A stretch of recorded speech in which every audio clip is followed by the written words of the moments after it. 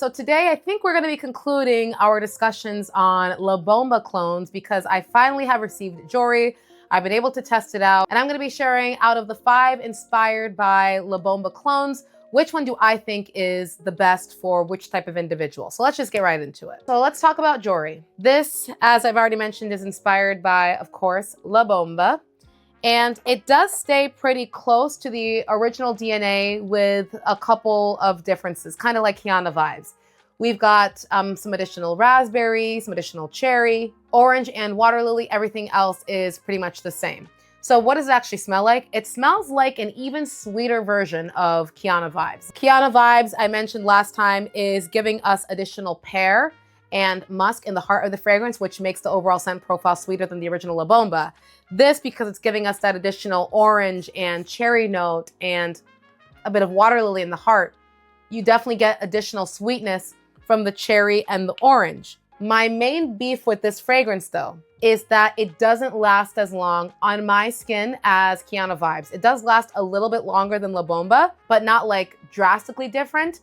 If the performance of this fragrance was as good as Afnan's Kiana vibes on my skin, then this would probably be my favorite out of all of them. Because what I've realized from these dupes is that apparently I like a sweeter Labomba profile. I think that because it has additional sweetness, it kind of tones down the patchouli. And I don't mind the patchouli and Labomba, I think it's nice, but I do enjoy the additional sweetness, nuance that these additional fruity notes add in. But it doesn't last as long, it doesn't project as much as Kiana vibes does on me.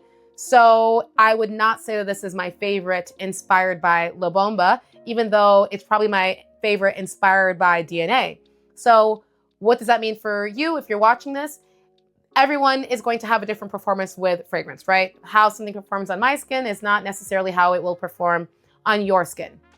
I have heard some people say that they felt like Jouri didn't last as long on their skin either. But at the same time, I've heard people tell me that they didn't think that Kiana vibes lasted as long on them. So you really never know how a fragrance is going to perform on you. And who knows if that is even something that you care a lot about. Maybe you're one of those people who's like, I can just reapply during the day. And I like the idea of a super sweet Labomba profile. If that is you, then Jouri is probably going to be the best option for you out of all of the Labombas. Speaking of which, let's just run through the remaining dupes just to kind of clarify what they are. This is definitely the sweetest. For me, Kiana vibes is definitely the longest lasting and second sweetest with the added pear note and musk in the heart of the fragrance. Fiora Oshino, I would say, comes off the freshest because of the citrus fruit, like the bergamot that you get in the opening. It also has an interesting note of almond in the heart. I don't know if that goes, very well with the overall DNA in comparison to the other ones, but that's what it did. Definitely not the longest lasting. This doesn't even last as long as the original Labomba on me. Tahira Riffs is okay.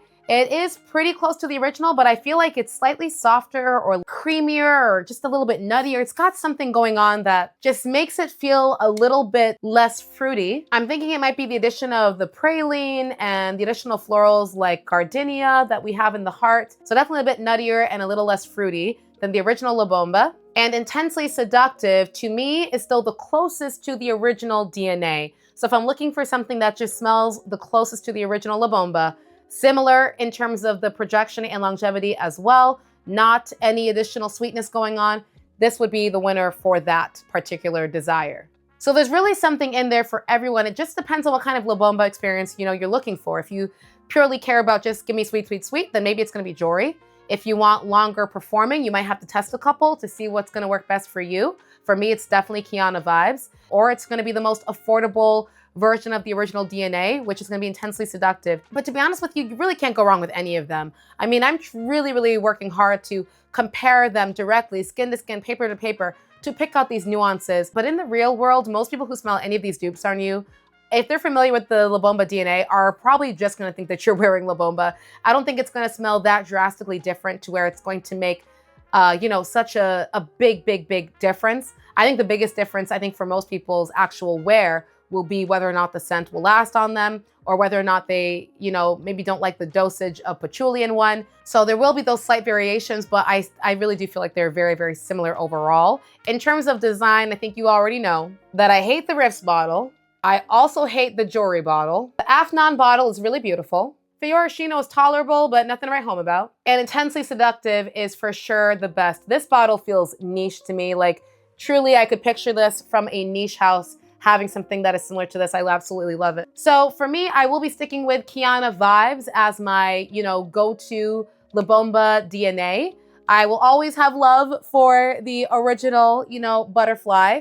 I mean, they're the ones who gave us this DNA, but I can't deny that I do like the added pair and the longer longevity and projection from Kiana Vibes as like an everyday wear. And of course, the fact that it's at a cheaper price point doesn't hurt. I honestly feel like if someone were to ask me, what would I recommend? I can't really think of a situation where I would recommend the original anymore in comparison to all of these dupes. The only person that I would recommend the original to would be someone who said, I don't care about a price savings.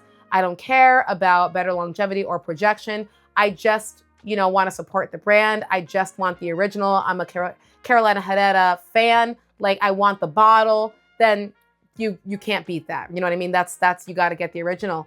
But if it's just based off of smell and performance, I mean, it's subjective, but I don't think that the original is beating anyone, unfortunately, for La Bomba.